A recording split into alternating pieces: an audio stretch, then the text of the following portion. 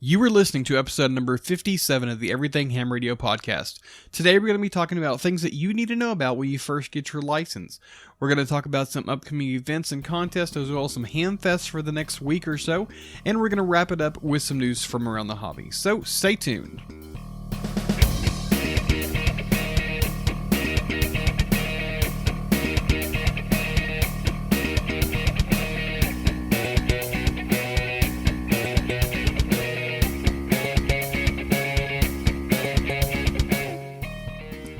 Hey everybody, welcome back to the Everything Ham Radio podcast.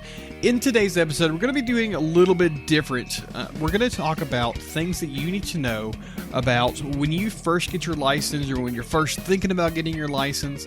If you've had your license for a while, you're welcome to listen to this, maybe critique me, give me some extra input in the show notes for all those that don't have the license yet or just getting it. If you just want to skip this episode, I totally understand.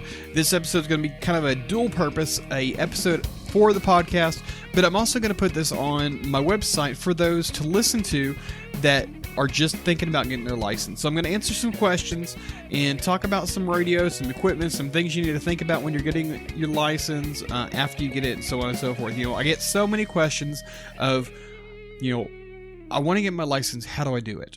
Or, I want to get my license, but I'm not sure what I'm going to do afterwards. Or, okay, I have my license, now what kind of equipment should I buy? Things like that. So, I wanted to do an episode where I could serve kind of a double purpose and also answer some of those questions, So, before we get started, you can find the show notes of today's episode on my website, and you can go to everythinghamradio.com/podcast/57. That's the number 57. That'll take you to the show notes.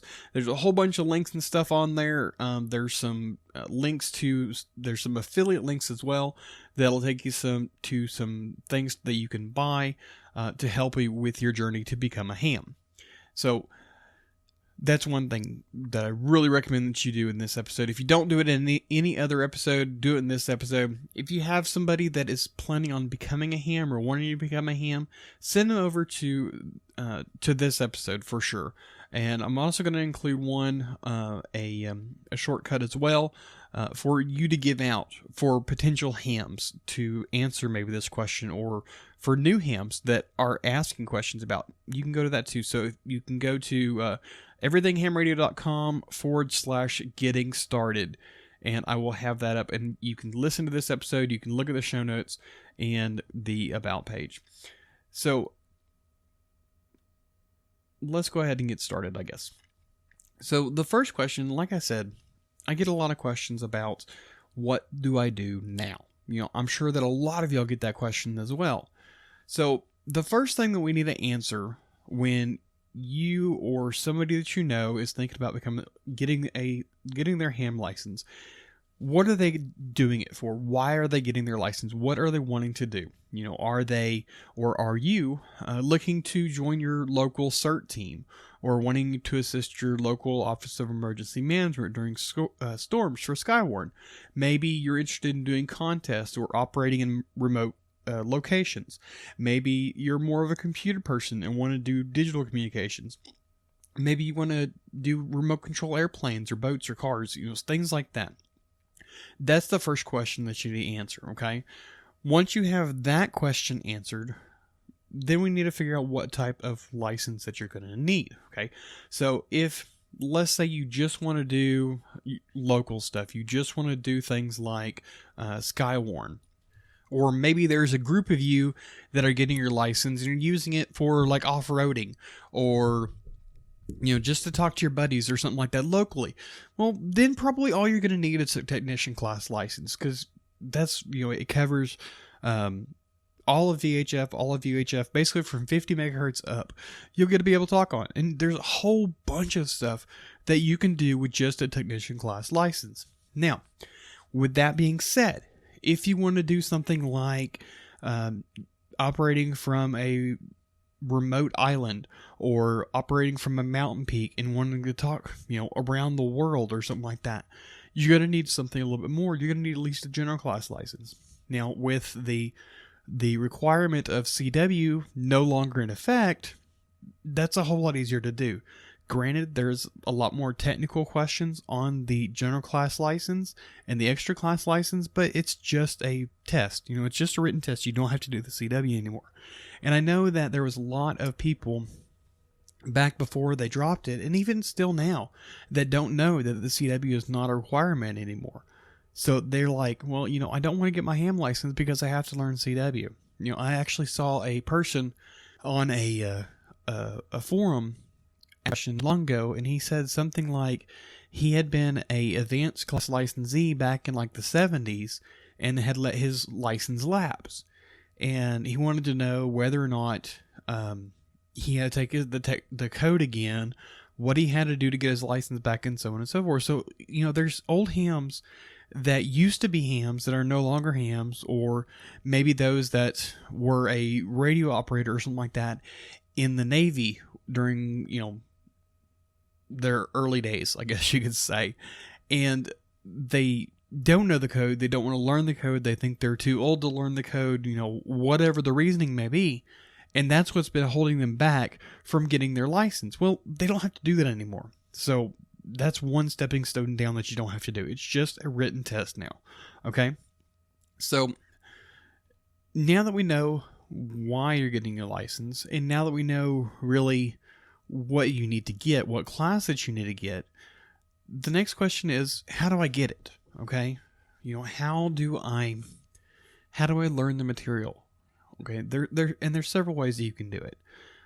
First and foremost, I have to do this first because it's my stuff, but I actually have a technician class course, so to speak, a series of blog posts that I wrote back in the last part of 2014, I believe, and it's like a 13-part series, and you can find it on my website, or you can go to everythinghamradio.com/technician, and it'll take you to the first main, like the index page of that course, and you can take it online. I mean, it granted doesn't have any practice tests or anything like that yet.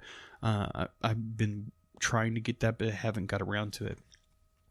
But it'll basically walk you through different sets of questions, different topics of questions, and it has the exact questions that are in the question pool and gives you the answer and the reason behind it. Okay, so that's one way of doing it.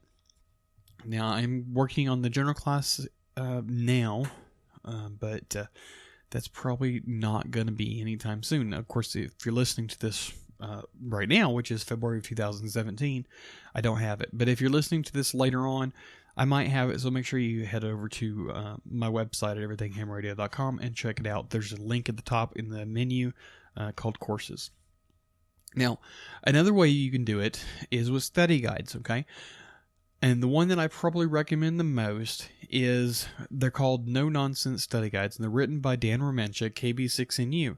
And you can find them at kb6nu.com, or there's links in the show notes that you can get, that you can purchase through Amazon through my affiliate code, and I'll get a advertising fee, so to speak, of if you purchase one of those. So you can go with that. Those books are really awesome. They're a really neat way of doing it. And the technician class, you can buy the ebook version of it. Well, you don't have to buy it. It's free. So you can download it for free, the technician class, and get your technician class license. If you want to go to general extra, you got to pay for it, but it's still not that much. I think it's like $6-7, something like that. So I highly recommend those books as well. Now, there's also study guides you can purchase through the ARRL, which are written by Gordon West and another gentleman. I don't remember his name off the top of my head, but you can do that also, and there is affiliate links for Amazon that you can buy those through as well. And last, but definitely not least, and I say definitely not least because this is probably one of the, I would say maybe one of the ways of doing it, is going to a local club. A lot of local clubs give at least one class per year. Some of them do it more often than that. Some of them do it like once a quarter or something, or maybe once a month, something like that. And you can actually have a person, with you, teaching you the material, group of you get together and you can have it. I know with my club, we normally do it once a year, about the first quarter of the year. If we have more people, then we do it more than once. But typically it's around the first part of the year, first quarter or so, that we have it. And it normally goes about 4 or 5 weeks. Some classes they have where they do it just one Saturday, and it's an all-day thing. And I've never done anything like that. I've never seen it like that. But there it is out there. If you want to take that 8-hour course, then you'll be my guest. The problem with that is, though, that if your local club is like my club, they only give it once a year, or give it whenever there's 5 or 6 people that are interested in getting their license. So if you miss that, say you find out or you figure out that you want to be a ham in, say, May, and you're locally here, well, our next course might not be until the following year in March or February or something like that. So if it's only done limited amount of times, you might miss it. But again, that is probably the easiest way to learn, because at the classroom setting, there's somebody there that can answer your questions right then and there. And you're not just studying by yourself. So those are some ways. Again, I have my course on my website. You can get the No Nonsense Study Guides by Dan Romanchik, and also the Gordon West study guide as well through the ARRL, and your local club. Those are the 4 main ways of getting it. There are some other online course type things that you can get. I believe there's one like ham online courses or something like that. If you Google it, Google ham radio online courses or online class or something like that, and you can get it. I know there is a charge for it as well. Okay, so now that we know how to get your license, of course you study for it, you take the test. A lot of clubs, they have their own volunteer examiner team that can give you a test. A lot of clubs will do a testing session before every club meeting. Some of them, like ours, if one person needs to take a test, they give us a call. We get a couple people together. Clubs. And if you don't know where a club is, you can go to the ARRL site. It's arrl.org /find a club. And there's a hyphen between that. Find-a-club. And it will give you a list. You can go in there and select your state or different options to find your local club. So once you get your license, once you've studied and you've taken your test, what do you do now? Okay. That part of this is another major question that I get asked a lot. What do I do now? I have my license. What do I do? What radio should I buy? Should I buy a handheld, or should I buy a radio in my car first? Should I buy one for my house first? What kind of antenna do I need? All those type questions basically are the same. What do I do now that I have my license? Well, some people will say, it's good to have an HT first because you can use it anywhere. You can use it when you're walking. You can have it in your car and hook to an external antenna. You can, have it in your house on an external antenna, so on and so forth. But others say that you should go with the mobile radio first, where you can put it in your house or your car, something like that. And if you're going to be, if you're getting your license because you want to be a storm spotter or help out disasters, it's kind of a toss-up. You should never do storm spotting from a handheld in your car. Never. Because the range of it is so limited because you only have 5 watts. And even if you have an external antenna, you're going to add an extra mile or two. You can buy an amplifier, and you can boost your power to, say, 35 watts or something like that on 2 meters. So yeah, you might get a little bit further, but it's a lot of pain to hook it up into your car. Hook up the power to your handheld, hook up your amplifier, hook up your antenna, all that, and just to go in and out of your car. And then connections can wear out because you're screwing it in, screwing it out, and so there's that. Okay. So if you're doing this for storm spotting, probably a mobile radio is probably your best bet. If you're doing it for say a search and rescue type thing, or mounted search and rescue, or parades or something like that, maybe a handheld would be best. So here's kind of a thing with that, though, okay? You need to answer this question for yourself. What radio do I need? What do I need it for? I can't tell you that. Your Elmer can't tell you that. Your best friend can't tell you that. You have to answer that question yourself, because you are the ones that know where you're going to be using it the most. And you're the one that's going to know where or what you're going to do with it. Okay? So, again, you can get a handheld radio and it'll be good. And if you live close, if you live in a big city and there's a lot of repeaters around, a handheld might do it for you. If you live out in the country and the closest repeater is 10 miles away, you're probably going to need a mobile radio. So figure out where you live, what you have near you, what you're going to be using it for. All that's going to answer the question of what radio should I get first. Okay. Now, the other thing really that I think about is, up until a few years ago, a decent handheld, you were looking at about $250 plus. Okay. If you wanted to buy a mobile radio, you were looking at least $300. Okay. So either way, you really, if you only had like $400, you were basically looking at one or the other. You couldn't do both. But here, about a year ago or so, there's been a major influx of really cheap radios. The Baofeng radios, the TYT radios, and a couple other radios that you can buy for less than $100 for a handheld. You can buy a Baofeng UV-5, I believe is what it is, for like $30 off of Amazon. Granted, they're not the best radios. This one, the UV-5, I think is what it is, doesn't have the DMR, doesn't have the D-Star, the System Fusion, or anything like that. It's just a basic, cheap analog radio. And it does a good job, really. I mean, I might get chastised by some people, but I think it's a good job. It does a good job for the money that you spend on it.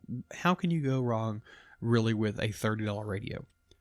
And if you do some kind of like security events or help with parking somewhere, or maybe you are doing storm spotting or something like that and it gets wet, it's $30. Big whoop. Okay. So with that, you can spend a little bit more money on a mobile radio for your car.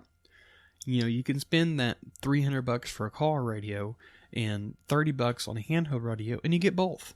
So if you want it on the cheap, you can go with the Baofeng radio, $30. You get it on the air, and you can start working things.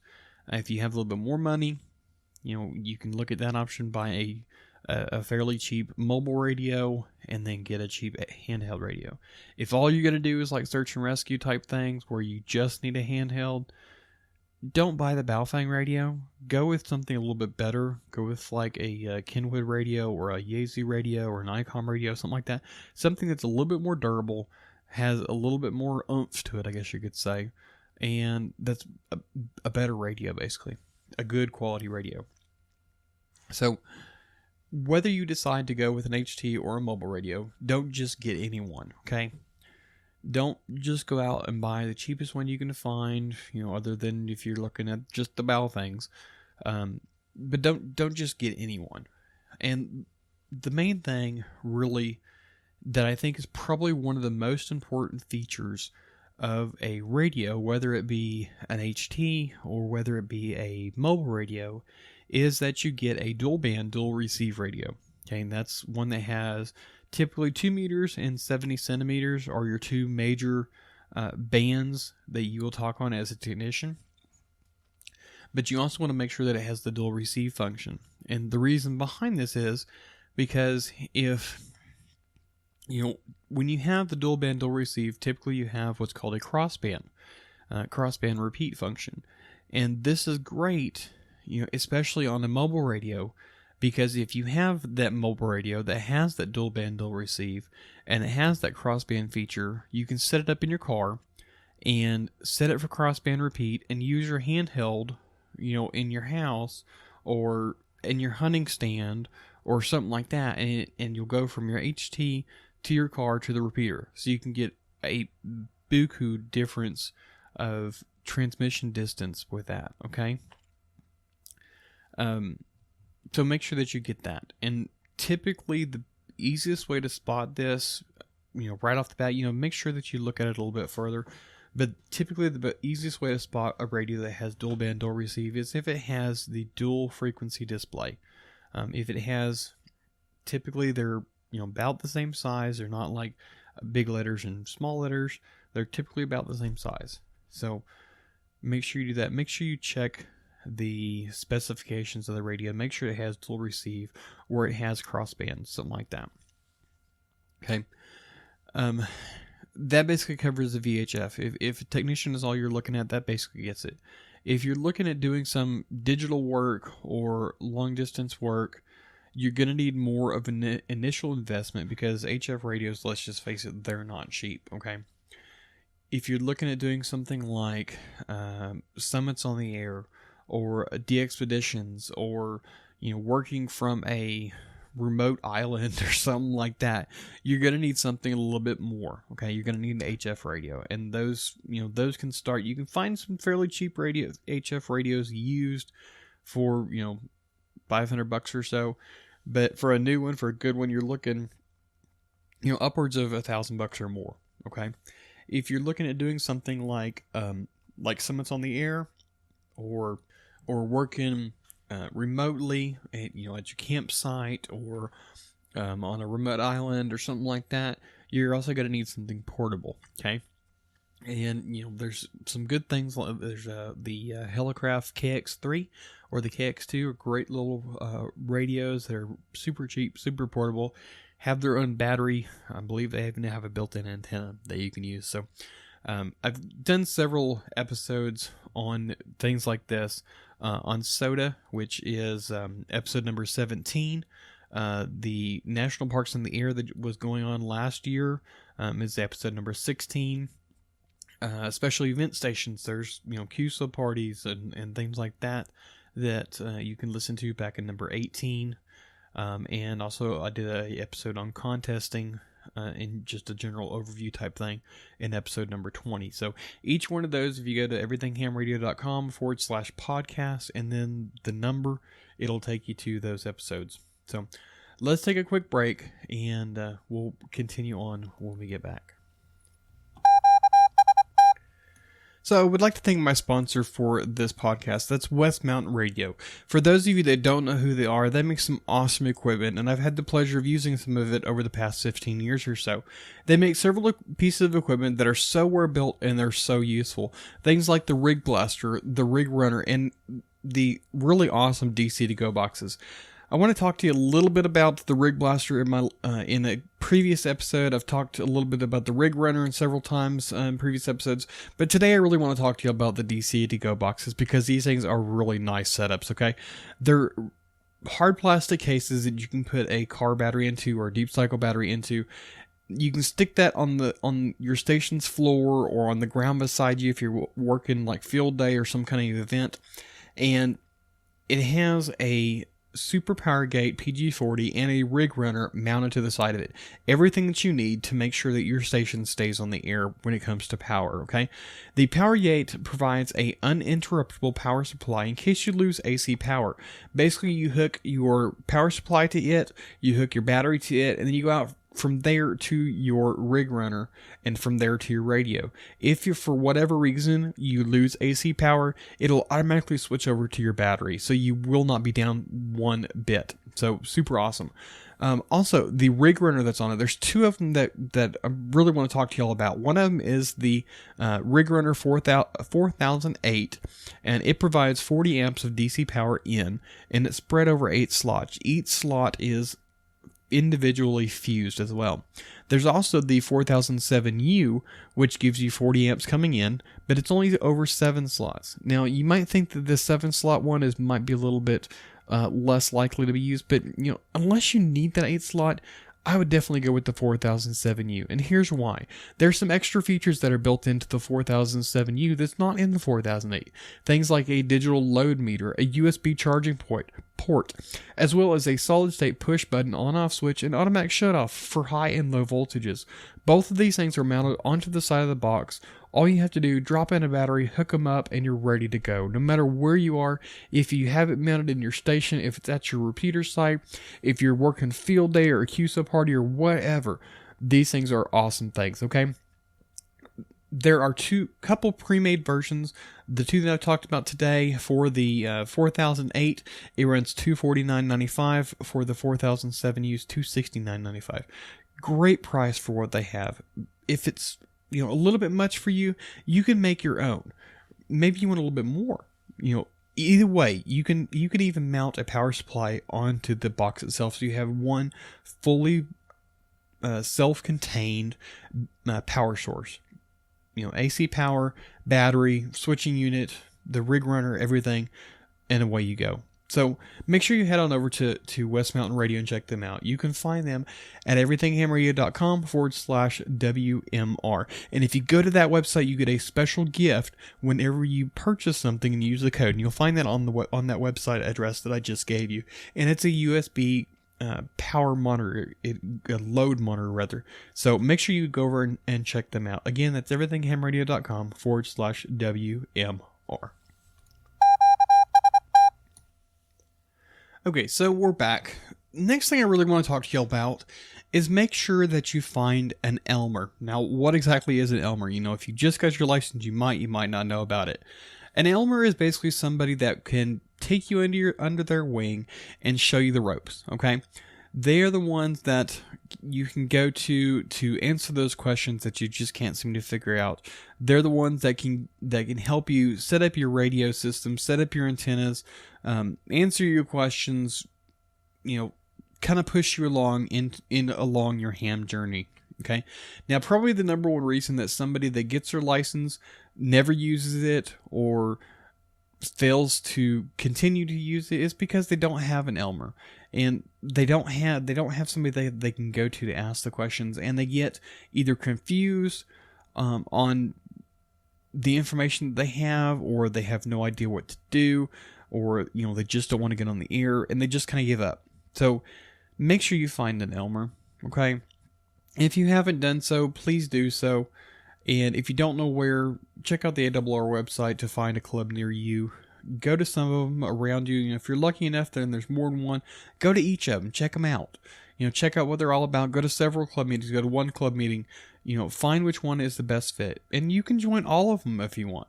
Whatever you decide to do, find somebody at a club that can show you the ropes on what amateur radio is all about. Somebody that can answer those questions for you. Somebody that can show you how to do things and can help you on your journey to become a ham radio operator. One thing that I've learned in this hobby over the past 20 plus years that I've been a ham is that other hams are often very helpful when you need something. I mean, when I moved here this past year and I needed my tower taken down, I called up some of the local hams here and say, hey, I really need some help taking down my tower. And they're like, sure, no problem. When can we do it? And they came over and they did it for me. I had no interest in climbing the 65-foot tower that I had, that I basically paid somebody else to put up. They came over, they took it down, they helped me move it, and once I am able to get it put back up, I'm sure they'll come over here and help me put it back up as well. So find you an Elmer, find you a club, get involved, and just jump in with both feet, okay? The next thing that you really should do is make sure that you're always learning. Continue your education. It's said in life that you learn something every day, and when you don't, you're dead, okay?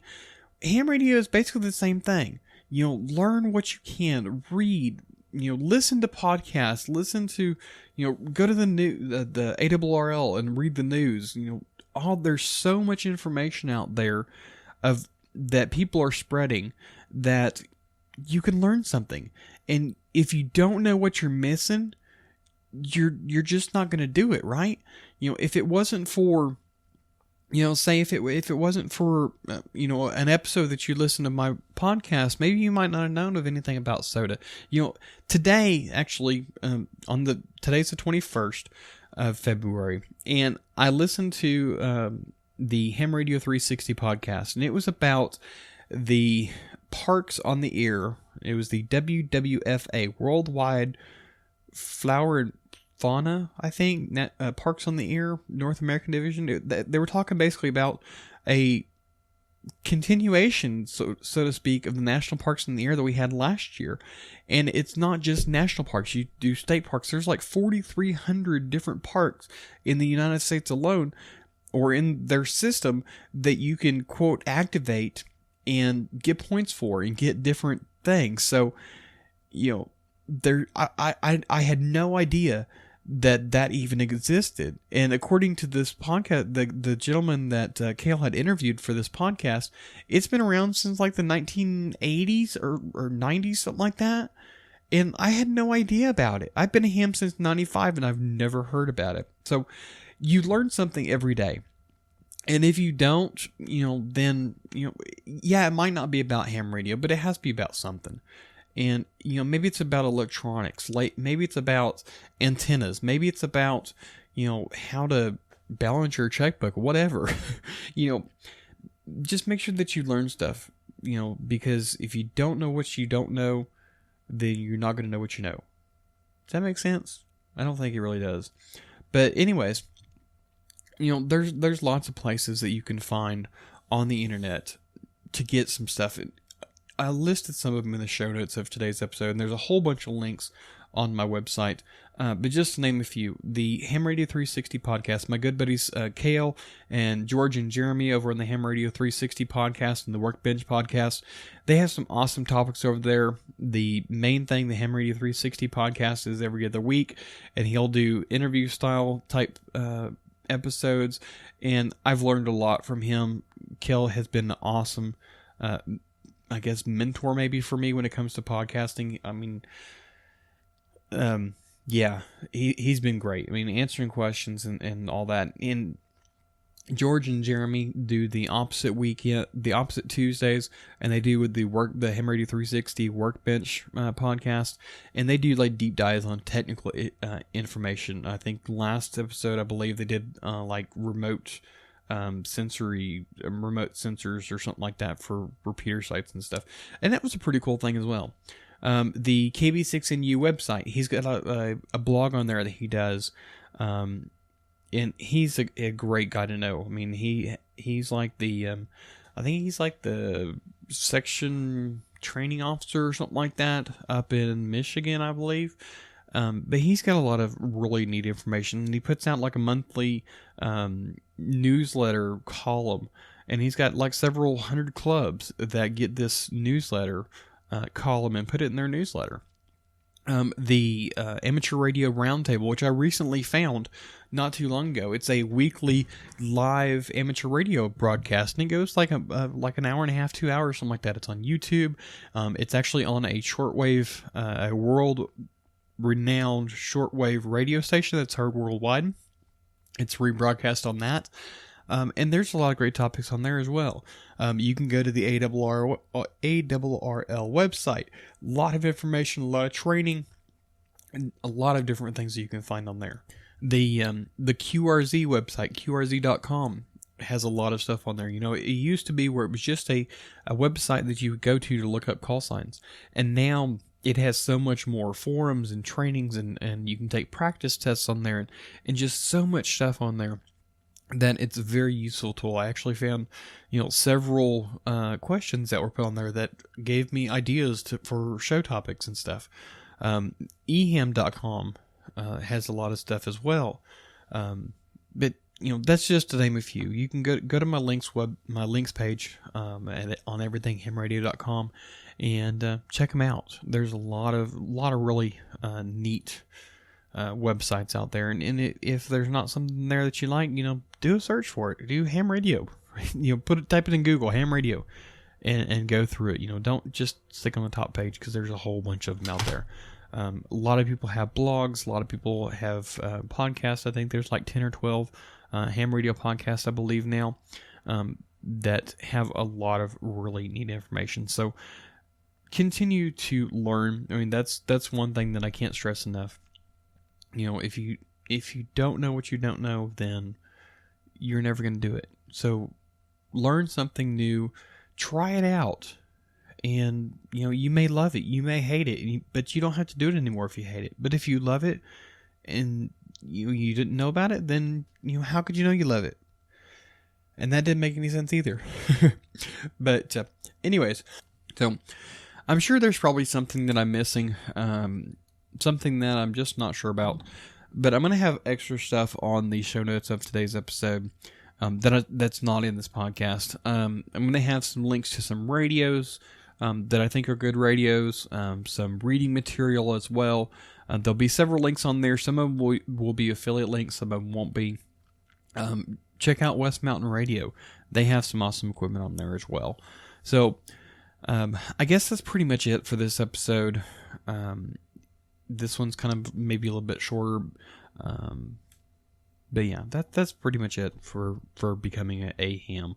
If you have any questions, please feel free to email me. You can email me at k5clm@everythinghamradio.com, and I'll make sure and answer those questions for you. You can also leave them in the show notes of today's episode. Leave a comment, and I will answer them as well. So I guess that's pretty much it. Thank you very much for listening. Alright, let's talk about some upcoming events. All the times I'm going to give during these events are in UTC or Zulu time, so make sure you're aware of that. Okay, so first off, on February 23rd from 2000 hours to 21:30 is the RSGB 80-meter Club Championship on CW. From February 24th at 2200 hours to 2200 hours on the 26th is the CQ 160-meter contest on single sideband. February 25th from 600 hours to the 26th at 1800 hours is the REF contest on single sideband. February 25th from 1300 hours to the 26th at 1300 hours is the UBA DX contest on CW. February 25th from 1500 to 159 on February 26th is the South Carolina QSO party. February 25th from 1800 hours to the 26th at 559 is the North American QSO party on RTTY. February 26th from 1900 to 1100 hours and from 1500 to 1700 hours is the High Speed Club CW contest. February 26th from 1300 hours to 1600 hours is the SARL digital contest. February 26th from 1500 to 059 on the 27th is the North Carolina QSO party. On March the 2nd is the NRAU 10-meter activity contest. From 1800 to 1900 hours is CW, 19 to 2000 hours is single sideband, 20 to 2100 hours is FM, and 21 to 2200 hours on digital. On March 4th, from 0 hours to 2400 hours on March 5th, is the ARRL International DX contest on single sideband. On March 4th is the Wake Up QRP Sprint from 600 to 629, 630 to 659, 7 to 729, and 730 to 800 hours. Also on the 4th is the Open Ukraine RTTY Championship from 1800 hours to 2059 on low band and 2100 to 2359 also on low band. And from 800 to 1059, and from 1100 to 1359 on March 5th on high band. Don't know what the difference is that, so you'll make sure to check out the show notes for a link to that championship. On March 5th, from 700 hours to 1100 hours is the UBA Spring Contest on CW. Also on the 5th, from 1100 to 1700 hours is the DARC 10-meter digital contest. On March 5th, from 1200 to 1400 hours is the SARL Hamnet 40-meter simulated emergency contest.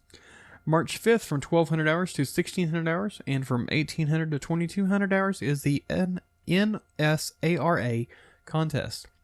March 4th, from 2000 hours to 2130 is the RSGB 80-meter Club Championship on data. March 7th, from 200 hours to 400 hours is the ARS Spartan Sprint. March 7th from 1900 hours to 2100 hours is the AGCW YLCW party. And last but not least, on March 8th from 2300 hours to March 9th on 2300 hours, followed by March 11th at 2300 hours to March 12th at 2300 hours, is the AWA John Rollins Memorial DX Contest. Again, all the times that I given were in Zulu time, and all the information was taken from the WA7BNM contest calendar, which you can find a link to in today's show notes. Alright, and moving on to Hamfest for the next 2 weekends. On the 24th, we have the New Providence Amateur Radio Club annual auction in New Providence, New Jersey. On the 25th, we have quite a few actually. First one, 2017 New Mexico Tech Fest in Albuquerque, New Mexico. The 9th annual Winter RF Fest in Perry, Iowa. Central Dakota Amateur Radio Club Hamfest in Bismarck, North Dakota. The Dalton Hamfest in Dalton, Georgia. The Duggar Amateur Radio Club Hamfest in Duggar, Indiana. HamCon in South Burlington, Vermont. The LaPorte County Amateur Radio Hamfest in LaPorte, Indiana. Orange Hamfest 2017 in Orange, Texas. The Utah VHF Society Swap Meet in Farmington, Utah. The West Central Florida Section Technical Conference, 3rd Annual TechCon in Sarasota, Florida. The White Mountain Amateur Radio Club in, I don't even know how to say that, Chirachio, something like that, New Hampshire. Winter Hamfest in Big Flats, New York, and Winterfest 2017 in Augusta, Maine. On the 26th, we have the Long Island Hamfest and Electronics Fair in Hicksville, New York, and Washfest 2017 in South Park Township, Pennsylvania. The following weekend, on the 3rd, we have the 27th Elk City Hamfest in Elk City, Oklahoma, and the Alabama Section Convention in Birmingham, Alabama. On the 4th, we have the 2017 Southwest Iowa ARC Flea Market in McLennan, Iowa. We have the Arkansas State Convention, the Russellville Hamfest in Russellville, Arkansas. Cave City Hamfest in Cave City, Kentucky. The Irving ARC Hamfest in Irving, Texas. Palms West ARC Flea Market in West Palm Beach, Florida. The ZAARC Hamfest 2017 in Zephyr Hills, Florida. And on the 5th, we have the Sterling Rock Falls Amateur Radio Society in Sterling, Illinois. The Warren County Hamfest in Youngville, Pennsylvania. And last but not least, the Winter Hamfest in Elyria, Ohio. All the information was taken from the ARRL Hamfest calendar. You can check that out. There is a link to that in the show notes of today's episode.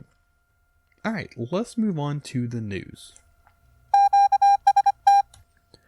Alright, so first off, real quick on the news.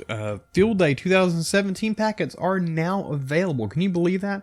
Here it is, almost March, and Field Day will be right around the corner. I mean, it's typically always the 4th full weekend in June. So you can now download the 2007 packets from the ARRL website. There has been no significant rule changes from 2016. The Field Day pack contains everything you or your club will need to succeed in June, including explanations, FAQs, articles from experts, and even a log page template, if you log on paper for Field Day, that is. For more information on Field Day, contact your ARRL contest branch. Alright, so next up, one of the things that I really like to talk about when it comes to this podcast, because really I'm very adamant about it. I'm very, it makes me all warm and fuzzy inside, right? And that's when it comes to ham radio operators that volunteer their time to help their local area, their neighbors, stuff like that. This story posted on the ARRL website on the 14th. Aries volunteers support evacuation shelters in wake of Oroville dam crisis. I'm sure each and every one of you all had heard about that, about a dam that was on the verge of collapse out in California. So First of all, I'm going to tell about the original thing, then I'm going to tell about the update that I had on there. Sacramento Valley Aries Section Coordinator, Emergency Coordinator Greg Crutchwick, KG6SJT, reports that amateur radio emergency service volunteers are now actively involved in supporting communications for the evacuations and sheltering of nearly 200,000 people living below the damaged Oroville Dam in rural California. The dam on the Feather River east of Oroville is the tallest in the U.S. Following a period of heavy rain, a section of the earth-fill embankment dam spillway eroded. The authorities issued an evacuation order for residents living below the dam in case it should fail. Crews have attempted to fill the eroded area with rock transported by helicopter. Butte County Aries EC Dale Anderson, KK6EVX, was called out by the Emergency Operations Center on the evening of February 12th. 6 members of the Butte County Aries team now were deployed a Red Cross evacuation shelter at the Chico Fairgrounds.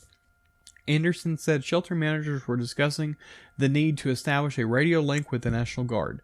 2 VHF radios, 1 HF radio, and several handhelds were available at the shelter.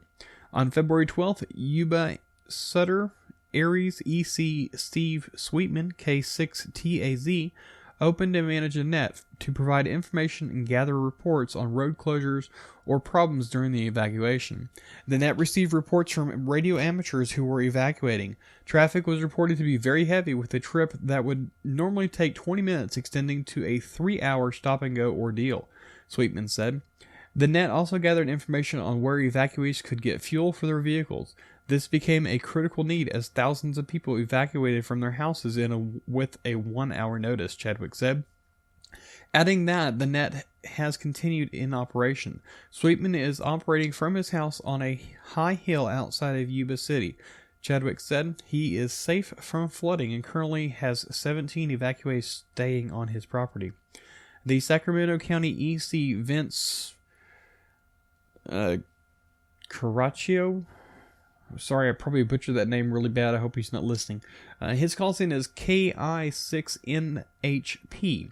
Was called into the Sacramento County Emergency Operations Center on February the 13th as the Red Cross opened a shelter at the Cal Expo in Sacramento.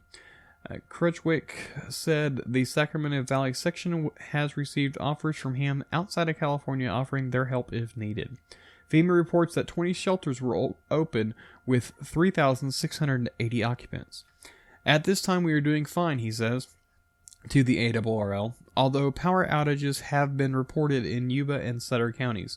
They are identifying the problem, so no power outages at the Chico centers are possible. All Aries groups in the section are on standby if help is needed. So far, the dam is holding and repair work is underway at last report.